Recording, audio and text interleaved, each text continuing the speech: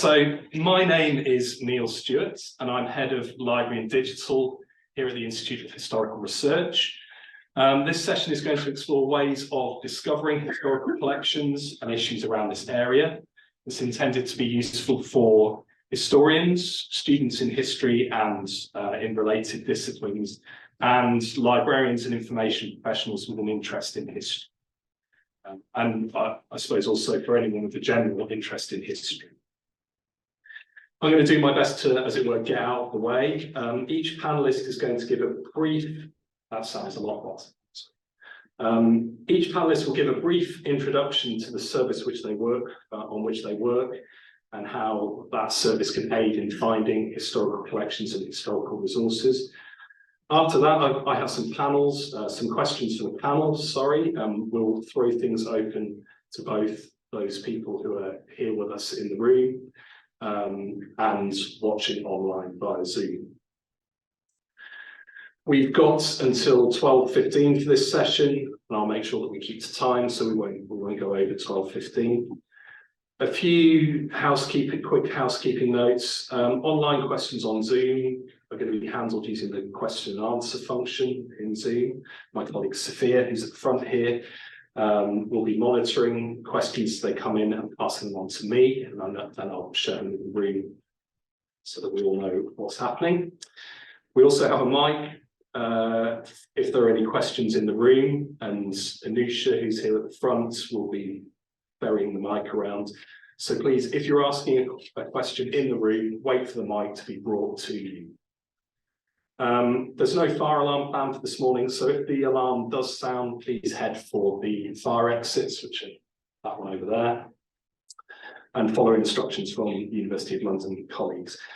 We have Wi-Fi, which is the UOL conferences network, so if you wish to log on while you're here, please feel free to do so.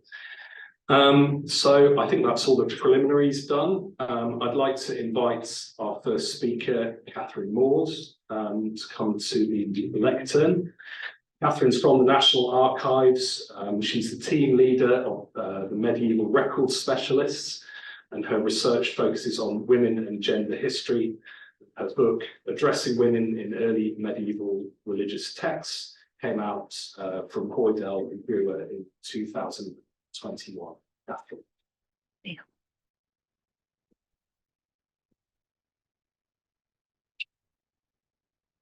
Hi, good morning, everyone, and thank you to the IHR for inviting me along this morning. So I'm going to very quickly introduce the National Archives, what we do, and how we might be able to help you discover historical collections. So the National Archives, for those of you who don't know, is the official archives and publisher for UK central government and for England and Wales. We're the agency which continues to collect and secure the future of the government record, both physically and now, of course, digitally. And we liaise with governments to select, appraise and transfer modern paper and digital documents into the public domain for permanent preservation, about 5% of government documents, and we're very much still growing. So every year, a lot of records are added to the collection. We're also the leader of the archive sector across England and Wales. We create links across the country for different archives. And perhaps most importantly for you today, we're a public research service. We're keen to build the skills and knowledge needed to interpret collections. The records are public, they belong to you all, and we are committed to making them as accessible as possible. So what do we have? What might you come and look at with us? We've got records of central government and the central law courts. We've got some private records deposited as court evidence for insurance purposes, some gifts and deposits. But basically, the bottom line is we've got something about everything. We've got more than 11 million records. Whatever you're researching, there'll be something relevant at the National Archives. Got more than 1,000 years of collections, from the Doomsday Book, right, to archives of contemporary government social media and websites. Our digital media team spend a lot of time archiving contemporary government websites. They do a trawl twice a week of all of the government's websites. So how can you access the archives if you want to come and see us? Anyone can access the National Archives. As I said, it's a public service. And it's free to become a reader. You just need to come and get a reader's ticket from us at Cube. So you can visit us in person at our lovely site here in Kew. Here's a photo I took a couple of weeks ago with the rainbow. You can also access a lot of our records online, either directly through our site or through digitisation partnerships. That's nationalarchives.gov.uk. We also have an important role in terms of cataloguing archives across the country. So Discovery, our catalogue, indexes not only our collection, but the collection of libraries and archives all over the UK. So if you search for something on Discovery, you're searching all of these places, not just the National Archives holding. And so for this reason, Discovery is a really great place to start your searches. It'll tell you whether we hold them centrally at the National Archives or whether they're held at smaller archives around the country. And that's a really big part of the kind of service that we provide in terms of discovering historical collections. So how can we help you? We're really committed to helping you discover our historical collections and find the material to help you with your research, whatever that might be. We have a lot of local history researchers, the history of your house, family history, a lot of genealogy research, and also a lot of PhD research topics. So we're really used to helping people at all stages of their research journey. We've got help online. Contact us via the contact form on our website for more specific queries, and you'll get a specialist response from our inquiries team. If it's a medieval response, it'll probably be me. If it's a response for something more contemporary, one of my contemporary record specialists will help out. And we also have a 9 till 5 live chat service, Tuesday to Saturday. And I would note that we are in person answering those. Someone asked one of my colleagues if he was a bot the other day. He isn't, he's a real person. We've also got more than 350 research guides on a huge range of topics: the dissolution of the monasteries, Black British social and political history, Olympics and Paralympics, government statistics. Whatever you're interested in, we've probably got a relevant research guide. And in person, you can come to the archives and we'll help you out. We've got 2 on-site desks staffed by record specialists and an excellent freely accessible research library. We also, and this might be something that's of interest to people in the room, have what we call postgraduate archival skills training, PAST, although it's not only for postgraduates.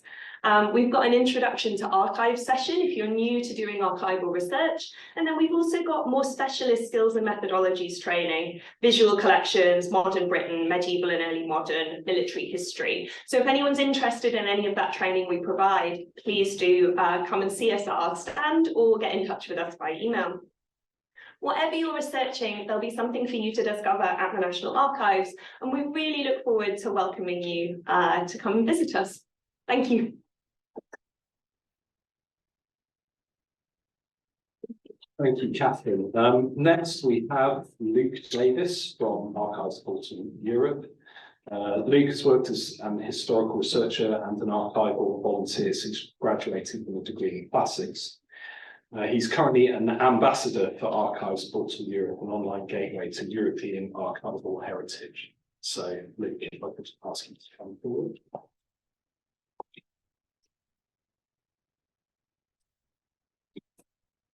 So Archives Portal Europe is an online portal which serves as a gateway to collections relating to European heritage.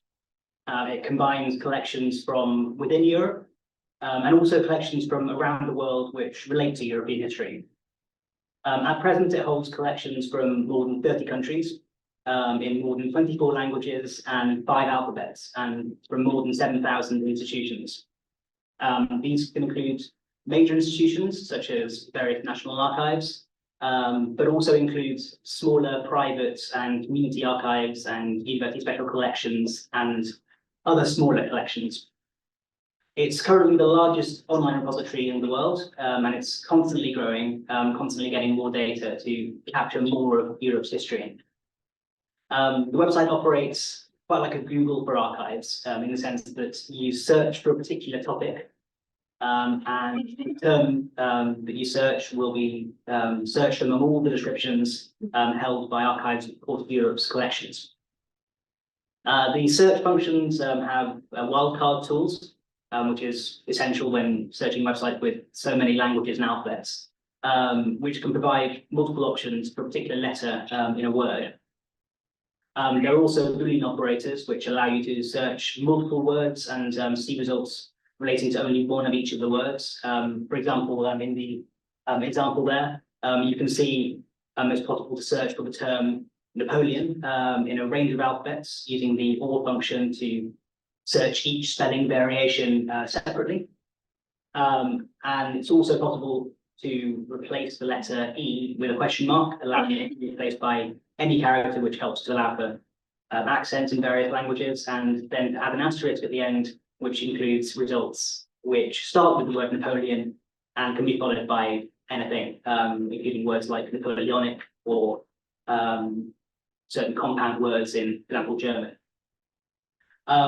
Where items have digital copies available, the search results will display these, and it's possible to limit search results to only those with digital items, and you can then view the digitized copy through the institution's own website.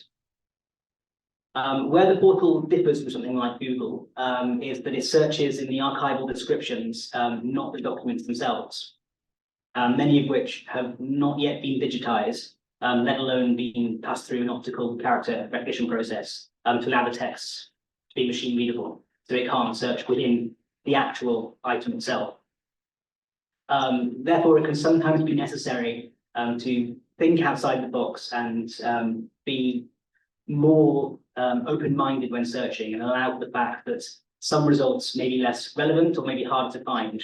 However, to combat this, there is a tool to add suggestions to entries, to assign them to a particular topic, and you can suggest translations and connect it to an external source, such as an external article.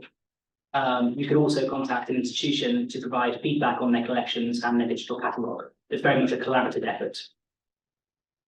There are also highlights on websites to help you find a topic you're interested in researching, and even perhaps point you towards topics you might not have considered before.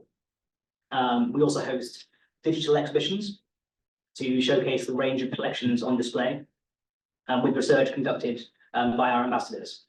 There is also a blog on the website to let you know about various archiving initiatives from across the world. The portal is free to use, and there are a number of ways that you can get involved.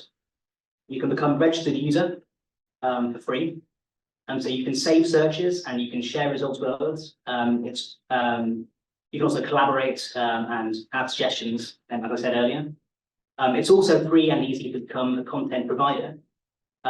Just get in touch and we'll offer the technical support to help you do that and add your digital collection to the catalogue. We welcome all sorts of collections of all sizes, and the more collections that can be displayed, the wider the range of perspectives that can be shared, and the better the understanding of European history that we can obtain, with as full a picture as possible from all different angles. You can also become an ambassador to help spread word about the website, and also to help it to work as well as it possibly can through testing it and through topic tagging and things like that, to help the website be as effective as it can for research.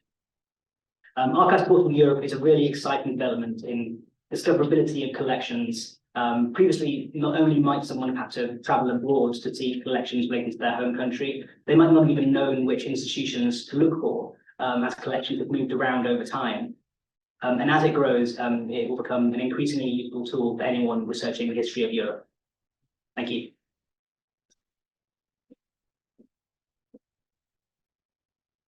Thank you very much, Luke. Next up, we have Jack Latimer from the Community Archives and Heritage Group. Jack is going to join us online via Zoom. Jack, are you receiving? I am receiving, yes. Can you see me? Yes, we can indeed. You're quite small on our screen, but we can see you nevertheless. So I'll introduce you quickly. Jack is a founder, volunteer committee member of the Community Archive and Heritage Group, or CAHG for short, and set up the Community Archives website. He led the team which developed the National Community Archive Cataloguing Guidelines. In his day job, Jack is the creative director of Community Sites, a company which specialises in websites and cataloguing software for community archives and heritage projects. Community Sites has set up over 200 community heritage websites in the UK and Ireland since it was established in 2006. Jack, over to you. Rightio. Well, first of all, just a few words about, I guess, what we mean by community archives. And I guess they are archives that are created by the community, in the sense that they're quite often created by volunteers, or primarily by volunteers. The subject matter tends to be about a community, so typically that's a local place, but it could be a workplace or it could be a performance venue. And typically they're archives which are owned by the community, in the sense that the actual collection is perhaps either a physical collection that's in a kind of parish cupboard somewhere in the church hall, or they are digital collections where, you know, the group has scanned the material, but the originals remain with the kind of original contributor, the member of the community. And the term community archives, I guess, has been around since about the 1990s, because there was a surge in these kind of community collections dating from the 80s, partly because of the advent of the flatbed scanner, so you could suddenly kind of copy heritage photos and documents, the advent of the internet, so you could share them, and the advent of the lottery, so you could get a bit of money for doing those activities. And so as a result, the term community archives became current, and around 2007-ish, partly in response to a kind of research report by the National Archives, a group came together of volunteers with the aim of sort of creating a kind of umbrella group that would support and promote these community archives. And that's now called the Community Archives and Heritage Group. And one of the first things we did was a mapping exercise to try and start getting a listing of these community collections. So we've got about 800 so far. We have a mailing list of about 2,500 people. We have an annual award scheme, an annual conference, and we're now affiliated to the kind of professional archives organisation, which is the Archives and Records Association. And I suppose, as what we actually will cover is anybody who has some sort of a community collection, and in that we would include the more long-established kind of local history societies who might have been around since Victorian times or earlier, the old antiquarian societies, and also the new family history societies, which have come into being through kind of the interest in genealogy. So that's what community archives are. If in terms of your historical research, I mean, the landscape is that these collections, these groups, they're the wildflowers of the heritage scene. They kind of spring up around the country unprompted and spontaneously, and they find their own way of growing.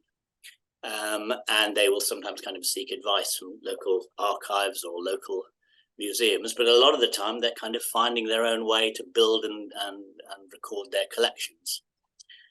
So I'm not, I'll make a guess at percentages just to kind of make things more interesting.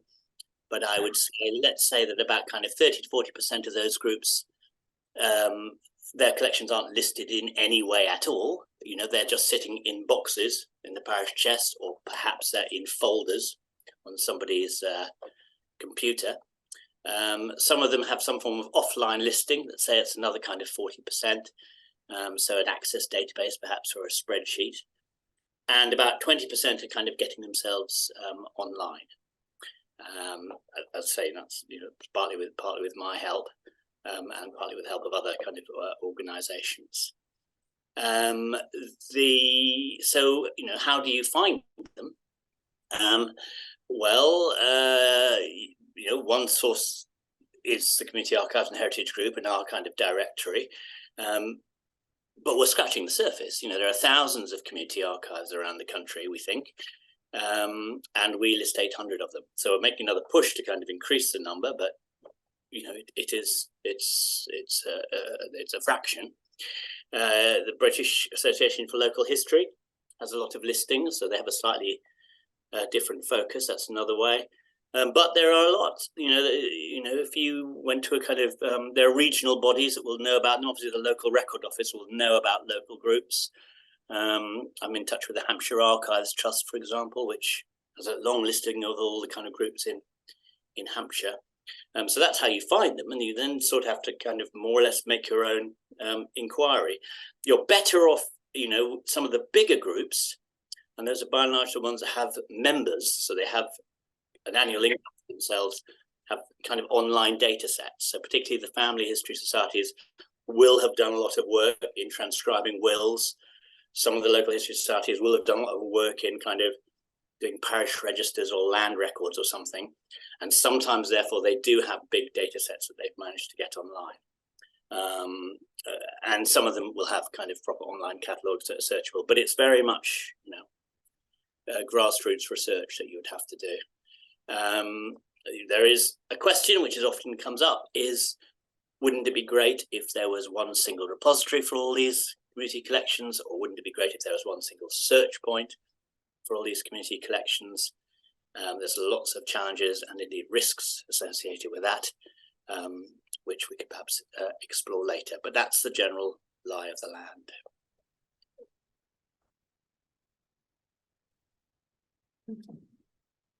Great, thank you very much, Jack, and for doing that online, which I know isn't always easy. Last but certainly not least, we have the Institute of Historical Research's very own Jenny Lelkes-Rarugal. Jenny is the editor of the Bibliography of British and Irish History, or BIH. It's produced in partnership with the Institute of Historical Research, the Royal Historical Society, and our publisher friends Brepols. BBIH is the largest and most comprehensive guide available to what has been written about British and Irish history. Before joining BBIH, Jenny worked in a wide variety of library roles within the galleries, libraries, archives, and museums sector. Jenny.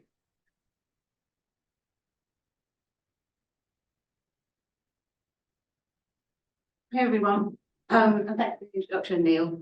So as Neil said, the bibliography aims to be a comprehensive resource for the study, teaching and research of British and Irish history. It started in the early 20th century as initially as kind of annual printed bibliographies, and has subsequently developed into a CD-ROM and now exists as a subscription database.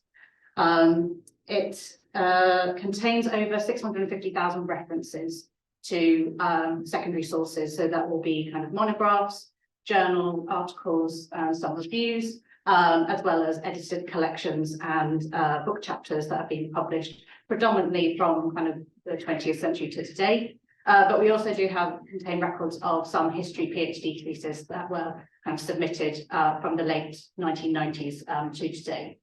So what does the bibliography cover? It covers, firstly, domestic histories of British and Irish history in its broadest context from 55 BCE until the present day. Another particularly strong area is focusing on global history, so thinking about Britain and Ireland's wide relations with the globe, whether that be kind of trade relations, diplomatic relations, but also increasingly British colonies and now Commonwealth countries as well, and the relationships there. And also one of the areas that's particularly growing that you can use the bibliography to research would be around kind of interdisciplinary or emerging areas within history of discipline. So thinking about race, the histories of race and ethnicity, gender and sexuality, history of emotions, environmental histories, and also kind of doing decolonial histories broadly as well. And one of the things that we do have to try and support that is a growing list of free online reading lists. And these are available at our website, which the link is on screen, on the slide there. And they contain around 500 references on particular themes. So maybe a good starting point kind of for historical research in those areas. So what I've tried to do is pick out some of the kind of key features of the bibliography and how it can support historical research, teaching, and study as well. One of its unique features is that it has a unique classification scheme that has been created specifically with historians in mind. So it contains over 8,000 subject terms, which is continue growing and being reviewed. So kind of thinking about classification schemes and how it becomes very granular in terms of when you're using it, so that it kind of will focus on very specific areas of historical research.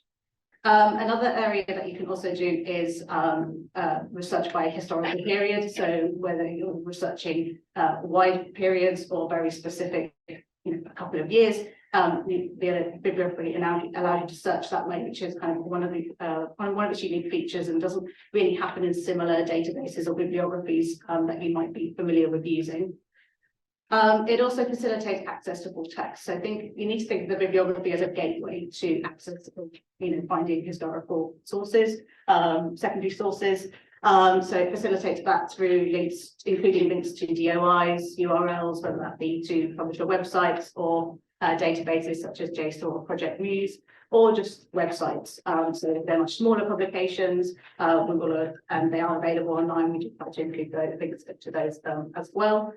And kind of on that theme around kind of thinking about external links, it does have other links as well. So you can link, if you're affiliated with an academic institution, it will link through to your library catalogue to facilitate full text that way. But it will also link to union catalogues such as JSTOR. It's also just Library Hub Discover or WorldCat via Google Books. And it also will include links as well to online reviews, whether that be through Albion reviews or reviews in history that's provided by the IHR, as well as other links for exploring more about historical figures. So it does also include links as well to the Oxford Dictionary National Biography, the National Register of Archives, as well as Wikipedia as well. The other things that we do have as well are it has different exporting methods for citations, which is helpful in many other different contexts, as well as e-alerts. So we have the bibliography is updated 3 times a year with approximately 10,000 new records that are added. And so the email alert service allows you to save your searches and makes the research come to you. So instead of having to have search lots of different places, you could use that as a way of keeping, it saves you time in terms of keeping up to date with the latest research in your area. And another area that it does have as well is around some metrics. So it has an area that's called author and journal profiles, which has profiles on how many metrics on how many things a particular author has written and that are in the bibliography, but increasingly it also does have information about publishers as well as subjects as well. And this is particularly helpful if you're thinking about researching trends across time in publishing of or writing about British and Irish history as well. Thank you.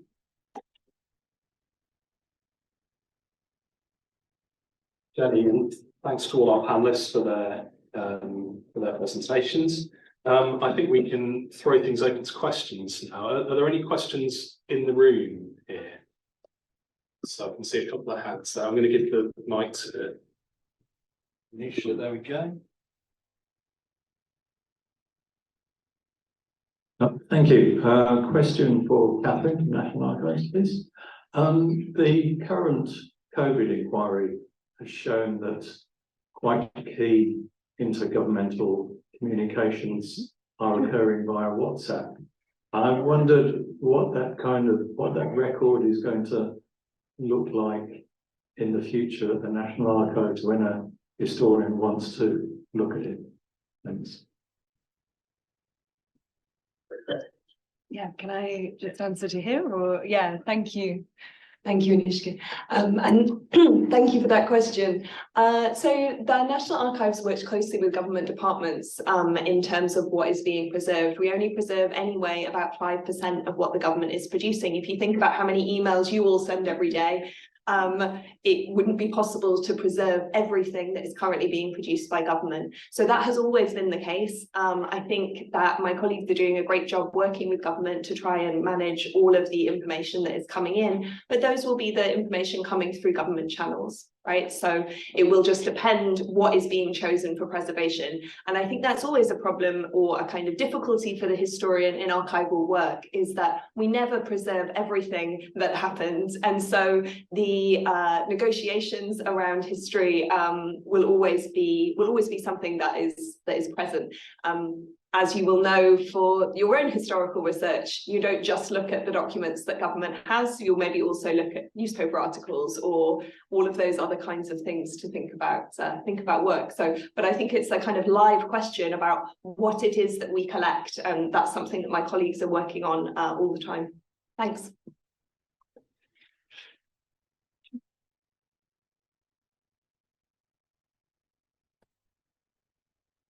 Thank you. Jenny said that the BBIH was a subscription service. Can you give us an idea of what the subscription service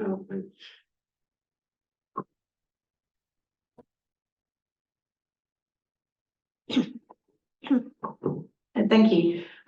So there are a number of subscription options available depending on whether you are, so there are, for academic institutions, there are institutional subscriptions available based on the size of the institution, whether they want, and whether the institution itself would like, depending on number of users, whether they want a limited number of users to access at a time or campus-wide.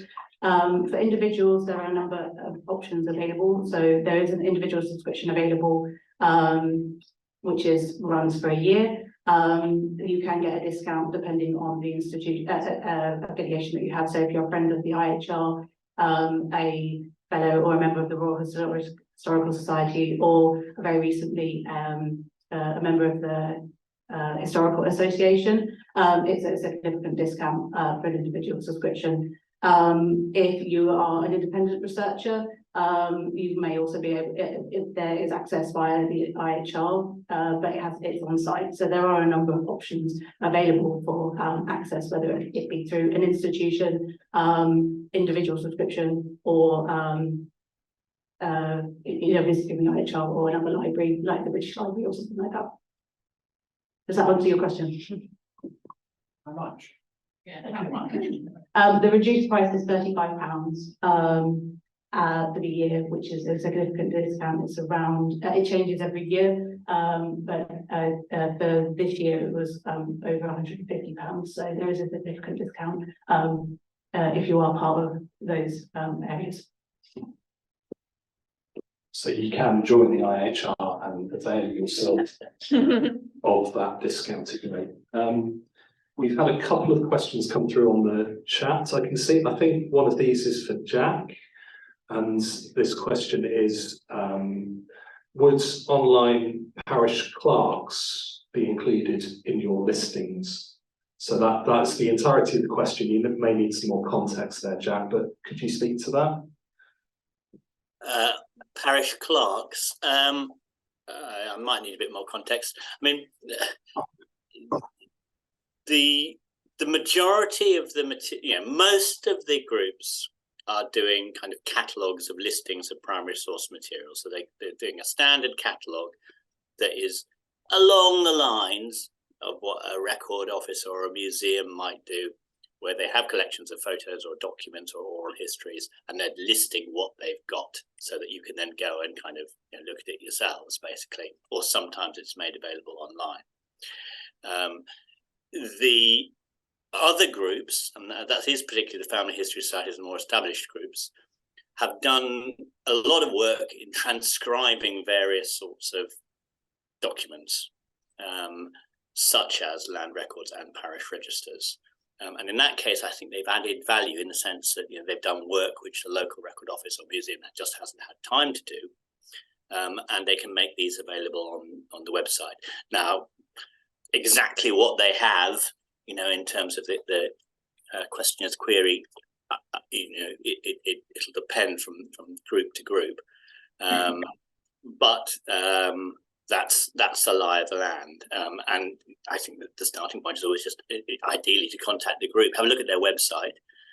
Sometimes there will be a data source that's hidden away in the membership area, because that's how they reward their members. But normally they'll give you a sense of what they've got, and also a directed query is probably the gold standard in terms of approaching the groups. I'm not sure if that answers the question, but that's my pop at it.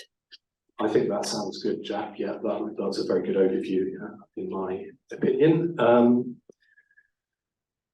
So this is a question about audiovisual formats. So I think this would probably apply to all the panelists, possibly with the exception of Jenny. So the question is, do any of the collections which you manage include audiovisual formats, and do you come across any challenges in getting these digitized, either trying to locate resources to digitize or finding funding to do so?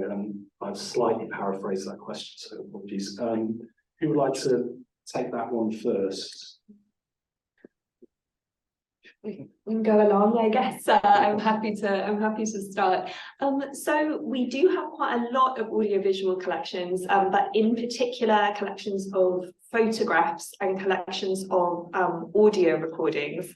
We don't have so many films, and one of the things that we've been doing is creating links with other bodies that will archive those things for us. So, for example, if the government makes a film, which it does on a lot of occasions, right, you'll think of those government films.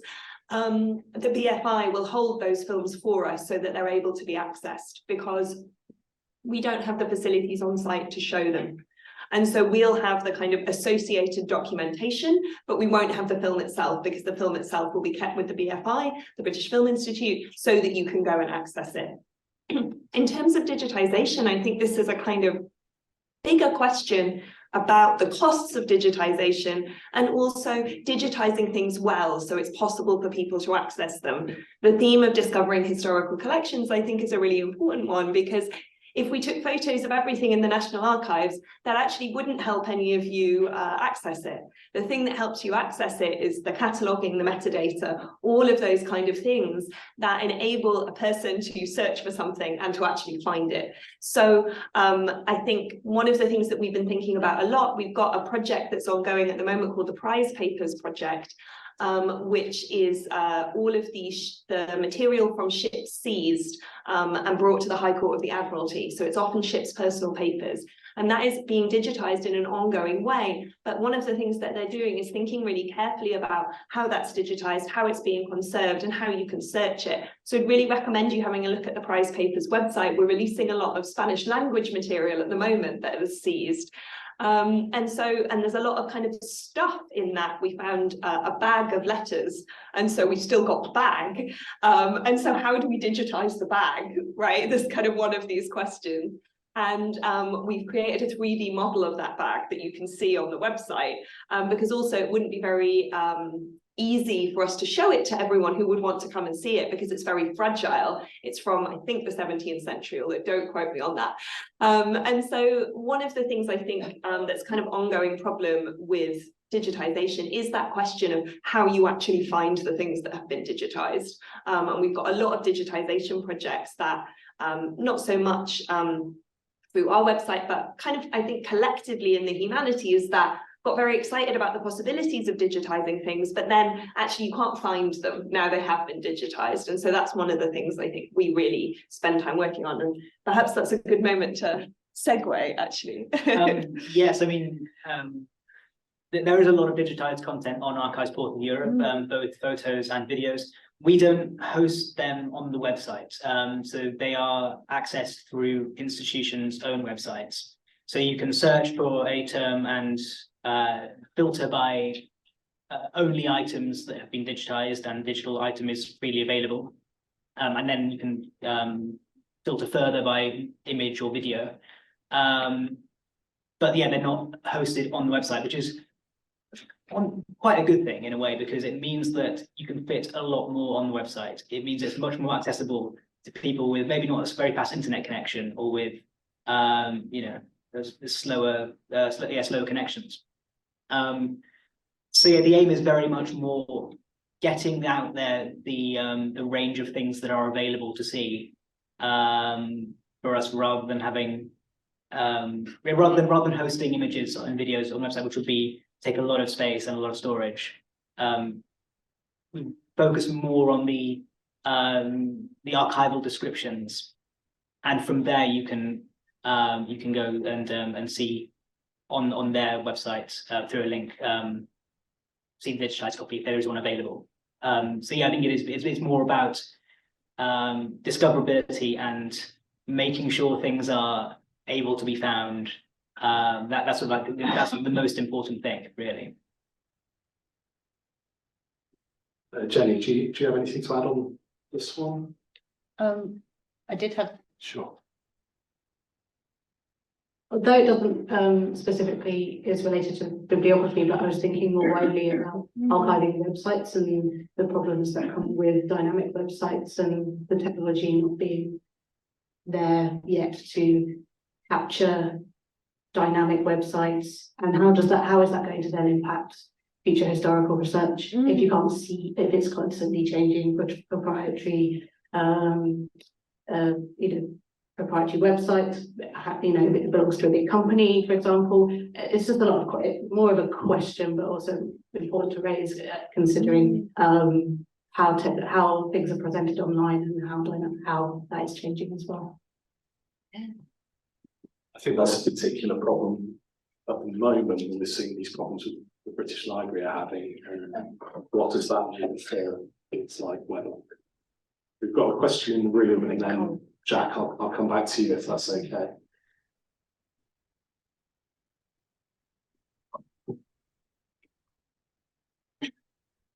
Thank you. I don't know who this is aimed at. I've always done research on British records, but I want to do some research on English-speaking countries like Canada, America, South Africa, Australia. Are there any research guides to look at their collections?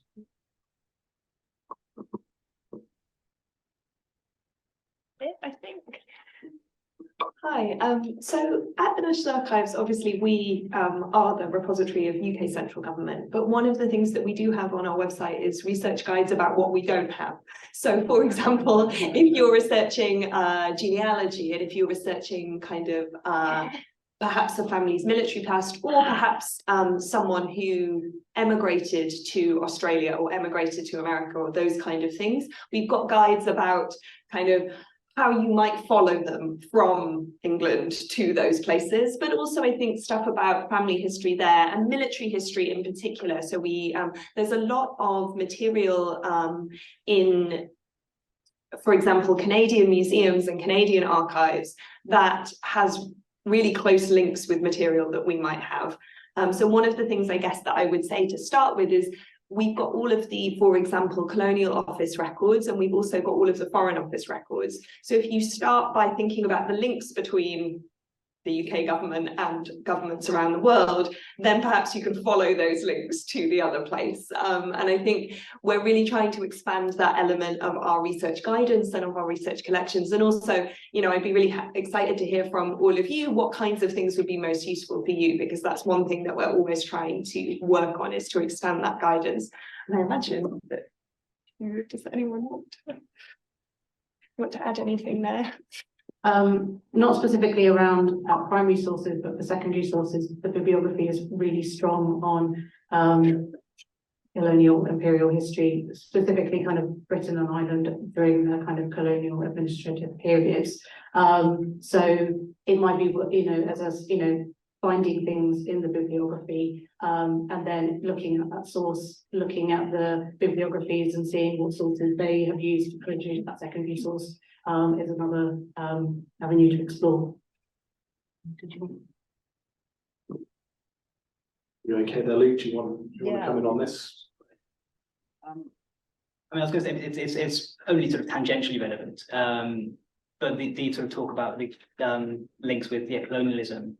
It is, an unfortunate fact that a lot of the stuff that we have in the related to like the global south is related to colonialism.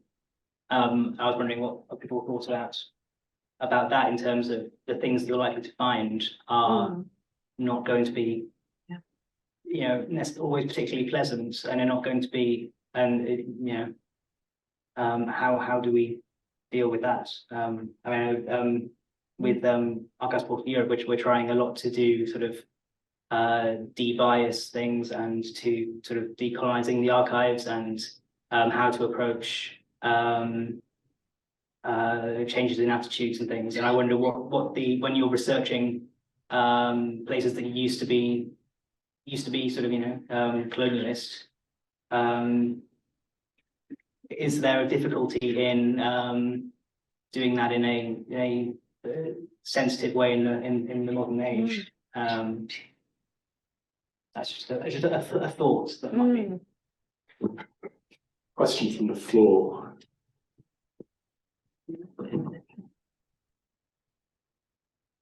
Could I just come back on you? I have another one question I was going to ask, so we'll come back to.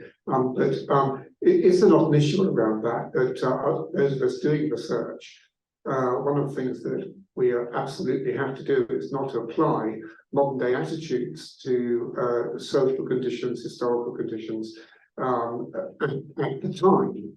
And I'm slightly alarmed to hear that it sounds a little as if you're applying some form of sensitivity,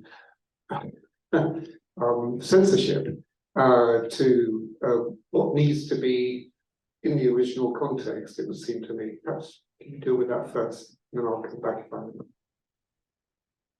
Who would like to take that hot take? So. No, that's I thought what I was getting at. So the de-bias project is more to do with not about it's about recognizing the use of language in a way that, how do you continue to do research when certain words quite rightly are no longer used in the present and get forgotten? That's sort of what the de-bias project is trying to resolve. So we had an exhibition recently on Romani history, and there's language in a lot of archival documents that is no longer used, and so people might not know to search them. So that's what I was kind of getting at, is when a lot of outdated language is no longer used and is forgotten in modern contexts. So the ultimate aim of de-bias is to create a tool that will flag up outdated language, so that when people now are researching those things, they can know what is out there they wouldn't find because they wouldn't be searching those terms. Yeah. So that's sort of what I was getting at with the sort of the difficulty in finding things in the modern of that nature.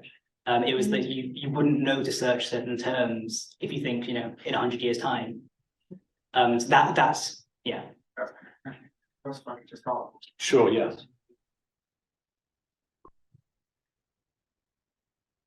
Thank you very much indeed. That's reassured me. Great. The question I wanted to ask actually was about the BBC. BBC, as we know, has a vast amount of material going back 100 years.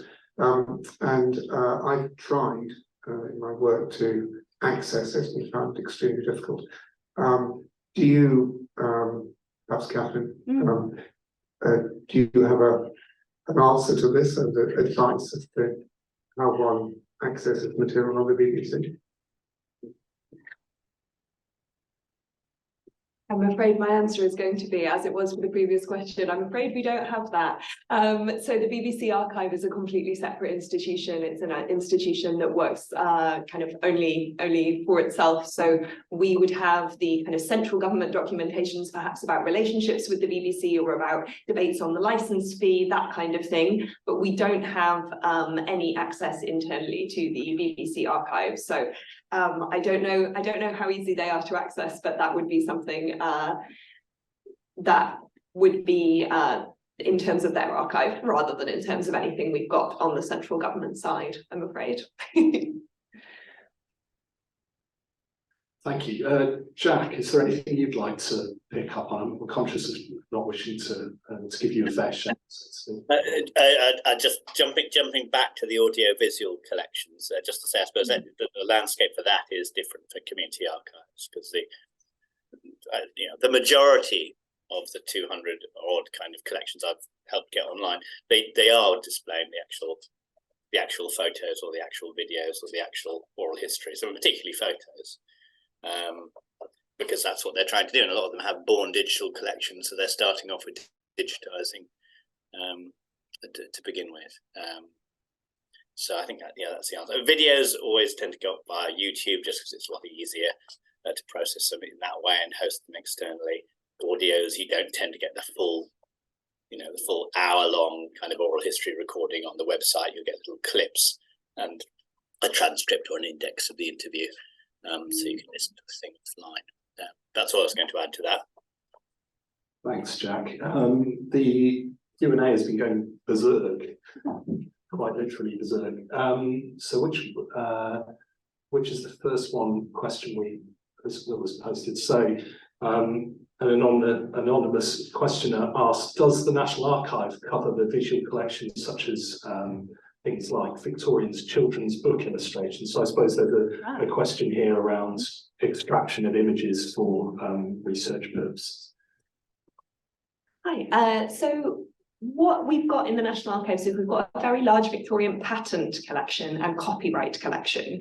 And so we do have a lot of images. We've got a visual collections team who are specifically focused on looking at those images and kind of researching them and working with them.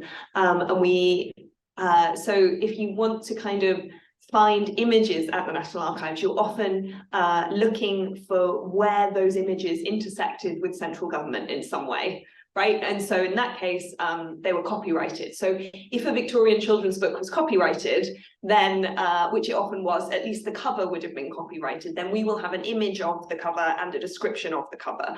And so if you're looking for images from particular times, we've got things like beer labels, right? We've got an incredible collection of beer labels. So if anyone wants to do a research project on beer labels, I would recommend it. We've also got a lot of kind of pub sign images. We've got kind of patents going all the way back in terms of invention. So those are the kinds of visual sources that you would discover in our collections. Don't know if any of you want to talk any more about, yeah. Sure. Okay. Thank you. Yeah, I'd say that some of the big national libraries and very well-funded services like the Wellcome Library are doing a lot of work in this space as well. So mass digitization with a view to then extracting images from pre-19th century works and then putting them in huge image dumps on services like Flickr and then licensing them under CC0 for research and reuse. There's an amazing work that's being done in that space. Question, I suppose, for the generally for the panel, could you give any advice to undergraduate students or students more generally who may want to pursue careers working with collections or archives? I suppose this is a how did you get into this work type question. Maybe Jack, would you like to kick off with that one? Well, only just, I mean, I think the kind of traditional routes, there's kind of archival training courses, aren't they? I think University of London is one such, and museum things, but also, yeah, please do volunteer. Yeah,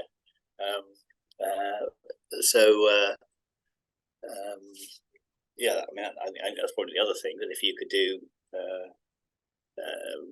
placements at things like the Community Archives and Heritage Group, though we're not open to huge numbers, but you know, occasionally we do get things that we'd like people to help with. That would be helpful. I don't think I can say very much more than that. Fair enough, thanks. Yeah, volunteering internships is an obvious one. Who would like to go next? I can briefly speak to that. So one of the things that the National Archives does as part of its HAT as an archive sector leadership body is to work with the sector to think of new training routes. And actually very recently, it's our first cohort is starting in October, an Archives and Records apprenticeship program that will be a level 7 program has just launched. And so this is an alternate way of getting into the archive sector that doesn't involve doing a postgraduate qualification. So obviously you can do, and there's a very well-established route into archives through doing a master's course, But perhaps if you want to do learning on the job rather than a master's course, the apprenticeships may be a really good opportunity for you. So those apprenticeships will be 3.5 years. It'll be 4 days on the job training, so you'll be embedded in an archive on 1 day a week of learning. And those are being advertised through our website at the moment. We've got the first cohort coming in October, as I said. And if there are any archives or archivists in the room that want to host them, you can talk to my colleagues at the Archive Sector Leadership about them, because one of the things that we're really kind of passionate about at the archives is thinking about alternative ways into the profession, because the profession is still not representative of the population that it serves, especially in terms of local people, in terms of people who want to work in their local archives. And so one of the things that we're really trying to work on is increasing that diversity in the profession, having different voices and having different people come in. And so yeah, that's, I think, one option if you don't want to go into a kind of traditional 1-year master's program. Speaking from, I guess, a library side, as Neil alluded to in the introduction, I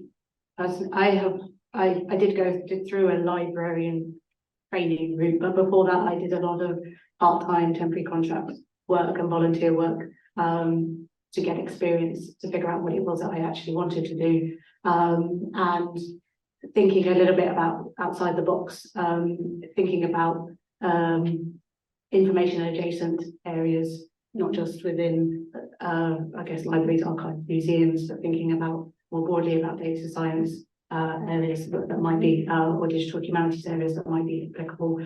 And something that I also do within is to work with placement students and interns at the bibliography, both history students and early career researchers and library students as well. So thinking about the bibliography not only for historians, but also thinking about information professionals as well. Can I add in one other quick thought, which is that, because I don't think this happens very much, you know, if there was a way in which a student or a trainee could get sufficient professional support from an archive service or a training course, but do the placement, kind of helping out a community collection, kind of get their stuff catalogued, you know, on site. That would be a wonderful thing to do. Lots of groups would appreciate that, but it needs the support of the professional support of the archive service. Indeed, thank you. I would add from IHR's perspective that we run a very active programme of internships and placements. So Anisha, who's helping us here today, is from Queen's history student from Mary, maybe not someone mentioning, and she's doing an internship at the IHR. And Sophia is our graduate trainee, who's going to go on and do a master's degree at some point in the future after having been a history student. And those graduates, keep an eye out for those sort of opportunities. Do we have anything from the floor at the moment? Yes.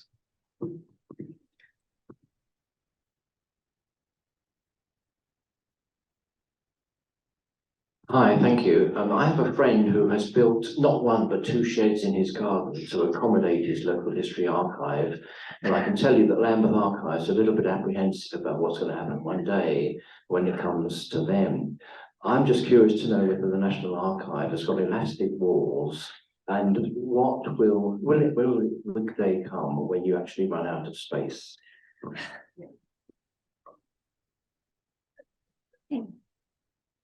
That's a very good question, and one that we are, I think, or my colleagues are, luckily that is not a hat that I have to wear, constantly worrying about. So we do have a mine in Cheshire.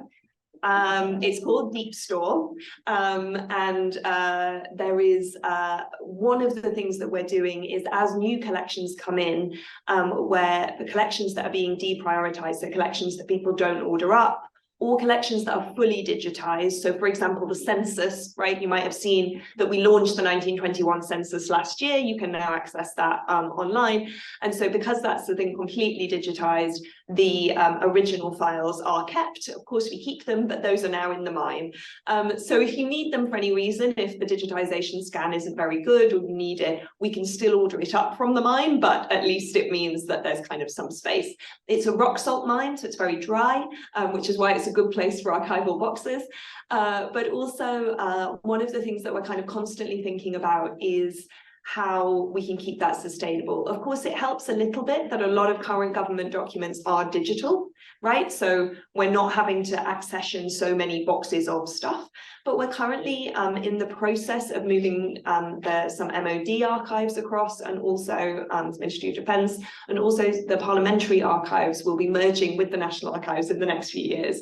And so the people in charge on site are absolutely, that is a very, very difficult thing for them to manage, because it's really, really hard to balance between this being a public archive that we want people to be able to access. We want people to be able to come on site. If you come on site now, you order anything on site, it will be produced for you within an hour, normally within 45 minutes, right? But we can't physically keep everything on site. And so a lot of the stuff has gone to deep store. And what that means is that it will take 3 to 4 days to produce rather than just under an hour. And so if you want to order something, we recommend you order it in advance and it will come down on the mine. So absolutely, that is an ongoing challenge. And also this is an environmental challenge in terms of keeping our digital materials, because we need such computing power. My colleagues in the web archive need such computing power to keep all of that material going. And I'm sure that's a problem or not a problem, but like a challenge that other people who have kind of big digital collections are thinking about, you know, how do we manage to kind of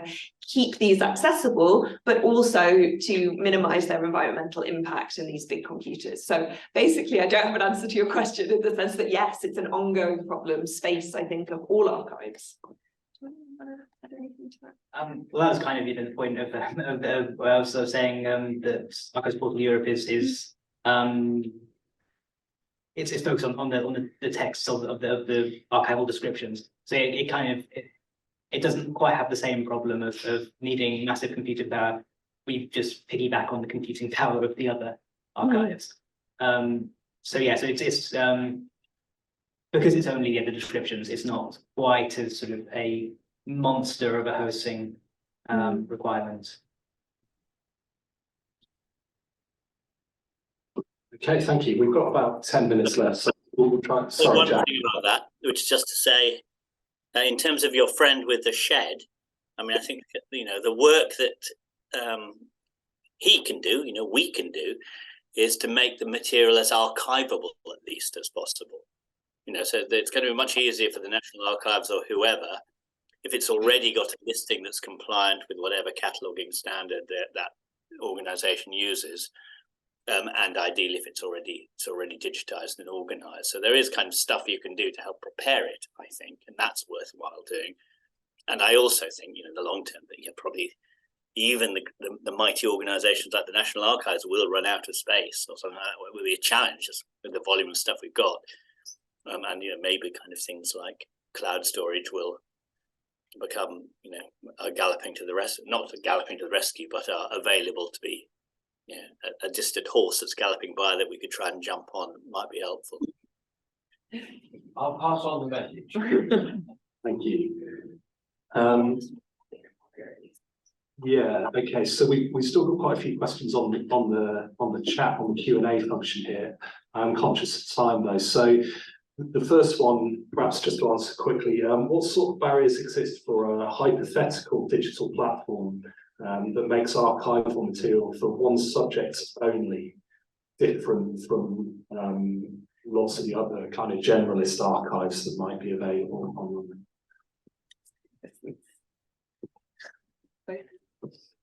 Yeah, so I mean, with Archives Portal Europe, it's kind of just making it as big a range as you can. So I mean, I suppose that's going against the idea of generalism. So we kind of go the opposite direction of offering everything. Everything is there, and we're trying to grow it as much as we can. I think it's really just keeping it as user friendly as possible. Keeping it as searchable as possible. as easily used as it possibly can be, and making sure the important things can be found, and making sure that the things people don't know about can become known about. So it's sort of it's that sort of that combination of making the search as effective as possible, getting the really useful resources found, but then also, as we do in things like highlights and exhibitions, bringing out the things people know less about and having those sort of little niches come out. I think that's kind of the key to it, is making it as rewarding an experience as you can make it for the people using it for research. Yeah, I completely agree with that. Specifically for the bibliography, obviously it's focused very much on British and Irish history, so it's kind of making sure that the how much metadata there is attached to each of the records, how is that accurately reflected about what it's about, but also kind of, who are your users, Records, our publisher works a lot in terms of kind of what are the needs of historians, and making sure that the bibliography and how you interact with it, how you search with it, how you can move from it to the full text, and making that as seamless as possible, and making sure that their needs are incorporated into any new kind of software updates that you're also doing, to make sure that people continue to come back and continue to use it. I think the other thing is that we also have the registered user idea, and I think that is really useful in allowing people to collaborate in improving results and improving topics, and giving sort of feedback and feedback to institutions that are listed on there, and keeping users as involved as they can be to make it work. Because really, a lot of how the website works, as well as it does, is through users using the website and giving their thoughts on how it's working, and giving feedback where things go wrong or where things don't show up. So really, it's giving people that incentive to keep coming back and to collaborate and feel as involved as they can be in the working of the website. Thank you. I think in terms of subject specificity, I would add that history maybe suffers from, or perhaps benefits from, the fact that it's the subject that encompasses all other subjects. So history can cover literally anything. So therefore, all archives are potentially of interest to the historian. Another question online. So this is a slightly broader question. From your experience, which tools or methods are most effective in terms of increasing the visibility of a lesser known archive? So we're thinking, I suppose, here about surfacing the kind of smaller archives that perhaps Jack is dealing with. Would you like to speak to that one, Jack? One word answer is Google, I think. Just because it's well, I don't think I need to say very much more than that. So by virtue of putting records, metadata online, it becomes indexed in Google and becomes discoverable. Effectively, I mean, obviously you can submit your stuff to kind of the wider portals, but there is a vast amount of work to do to harmonise your data sufficiently to get it into one of those portals for a community group. So actually, realistically, Google is the way that most of those collections are most likely to be found. I mean, there's good, we can install good search technology within their websites themselves, but in terms of being found in the first place, Google is the most prominent route. Indeed, thank you. Would anyone like to pick up on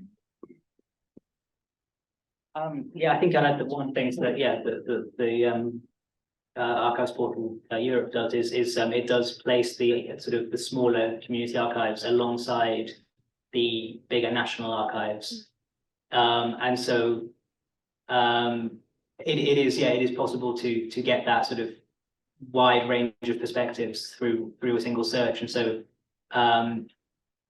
the hope is that it is easier to spot the archives that you never knew existed. I mean, I used to use the example of collections that have, for various reasons moved across the world, and you don't know the small local archive on the other side of the continent that has stuff about your home, your home city. Yeah, that's one of the things is giving them as much importance as the National Archives, really, in showing the full story. And yeah, I hope that through the exhibitions and the highlight displays that go on the website, that then draws attention to some of the really interesting smaller archive collections that there are across Europe. Thank you. Okay, I think we've got time for one more question. Is there anything from the floor here in the room? Okay, we'll do one more online and then we will close. So let's take that copyright one, because I think that was the yeah. So this is a question about copyright requirements for AV and photographic material. Now we could probably do another hour and a quarter session on this, but let's not do that right now. So copyright for AV, would anyone like to take that? No,